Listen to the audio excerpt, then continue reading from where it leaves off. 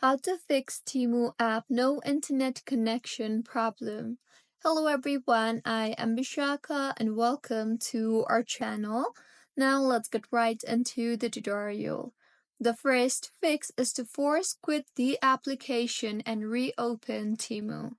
So simply swipe up and quit the application on your iPhone and then reopen the application and see if that fixes the issue.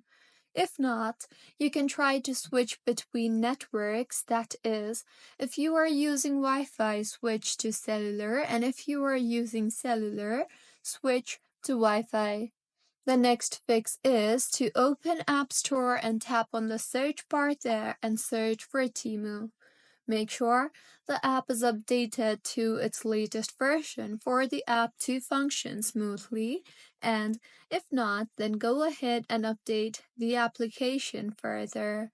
You can also try to completely delete the app from your device and reinstall the app again from your app store and further launch the app, and your Temu app should be working just fine by now. So, this is how you can fix Temu app no internet connection problem. If you find this tutorial helpful, please like the video and do comment if you have any queries. Also, do subscribe to our channel for more helpful tutorials like this. See you on the next one.